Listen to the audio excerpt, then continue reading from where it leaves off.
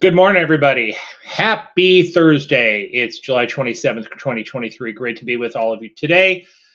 My name is Bob Lang, and I run explosiveoptions.net, a wonderful chat room with some amazing people in the room. We've made some really great calls this week, and we're very, very happy and proud of it. And banking profits, taking money off the table, increasing our cash balances, and so forth. Just waiting for the next day. Just we're kind of moving from one day to the next. So let's talk about markets here for a little bit. So obviously last night you saw some good earnings and guidance from Meta. That stock is up almost $30, close to 10% today.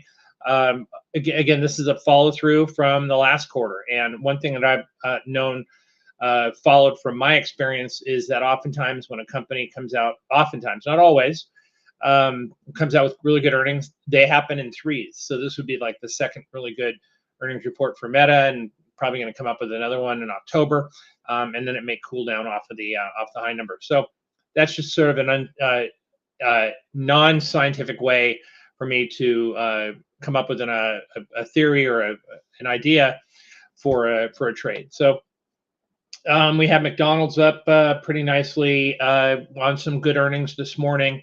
Also, Crocs was up earlier and came back down. MasterCard, strong earnings, as always. Also, last night we saw good earnings from Lam Research, LRCX, and there's some pin action there on a name that we have, Applied Materials. We have that in the Action Alerts Plus, and also I have some calls on that one. And also as well, too, on ASM Lithography. Some of the people in our chat room have been buying that one over the last several days. So after their earnings came out last week. So some good positive action here. We're finally seeing a little bit of a bounce back in Microsoft. Amazon took it on the chin yesterday, but came back up about $2.50 so far today. We'll see what happens. Q's up above 383 right now, above some recent highs.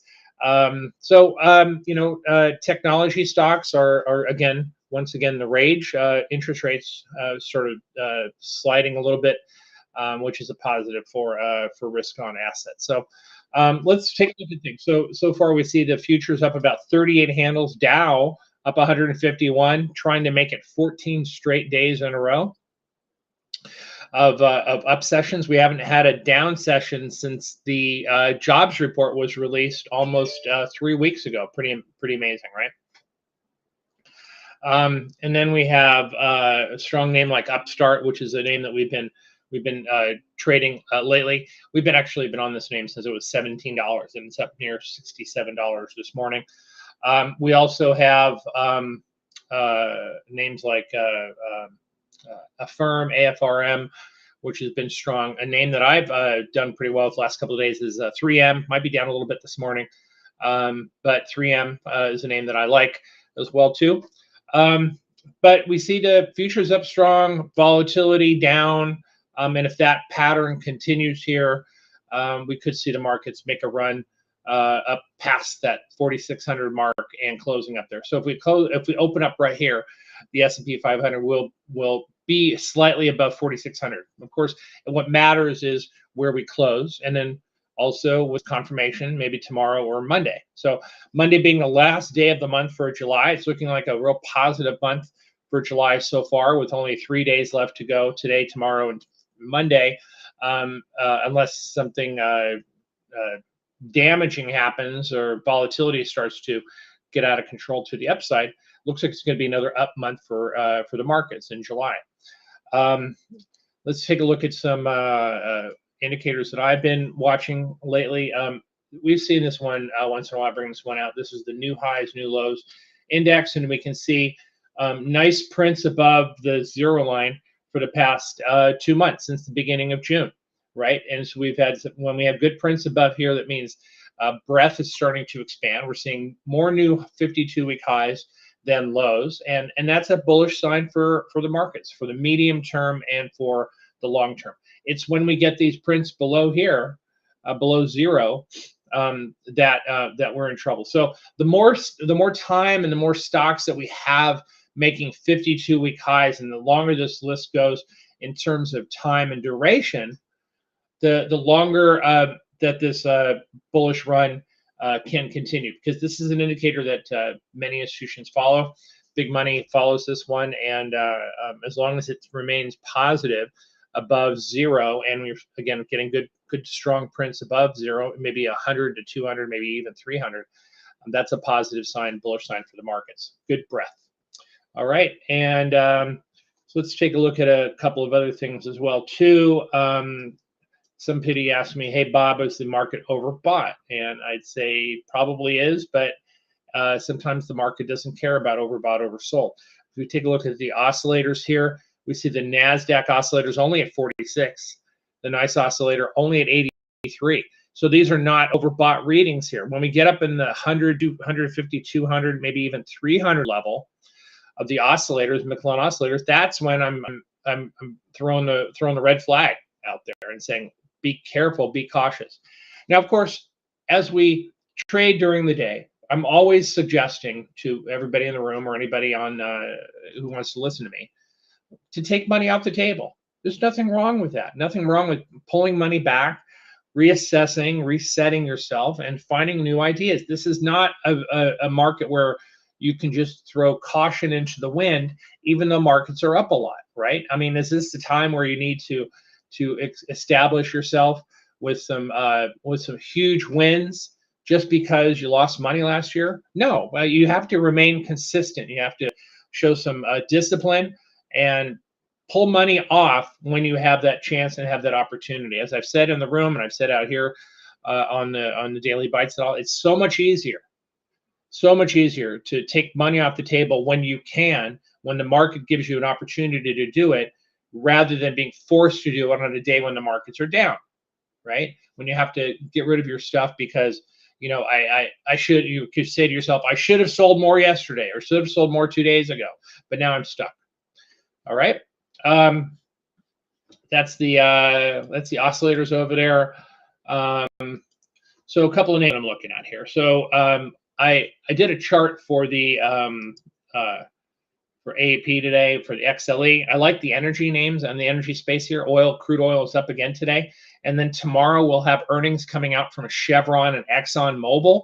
Those two stocks are responsible for a little over 40% of the XLE here. This is the energy ETF, Spider Energy ETF. I think this XLE can get back into the 90s.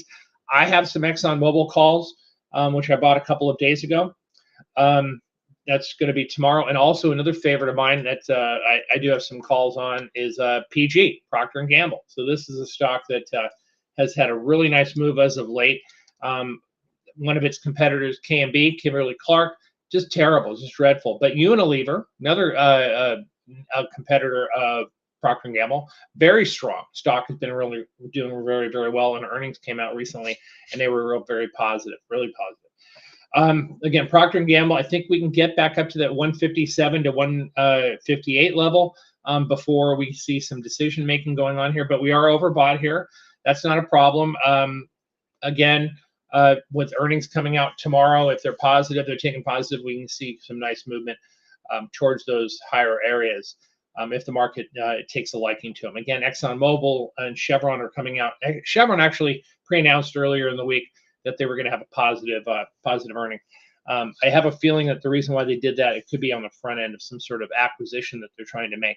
And other names that we have that we like are PXD, Pioneer, very strong chart here. EOG as well too. Enron Oil and Gas.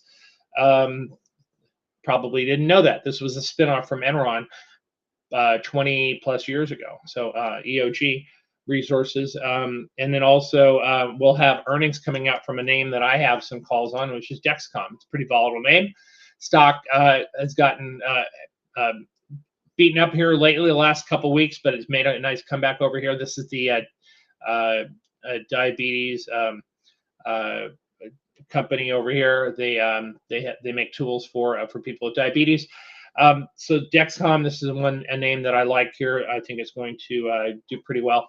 And then also we'll have Roku coming out later on today. And then a hot name a lot of people have been on in the energy space is Enphase, which is a competitor to Tesla and their Tesla energy wall. So The stock has been all over the place here. I suppose if it gets past 220 over here, I'd have some interest in getting into it. But am I leaving $50 on the table? You bet. But there's so much resistance over here that even a shot right back up is going to knock the stock down. So that's a name of interest over here. But I've given you kind of a list of names that I'm looking at. We took some money off the table recently with Alphabet and Google. We like that name. Again, Microsoft is starting to make a move here. I'm out of Microsoft now. AbbVie had good earnings this morning.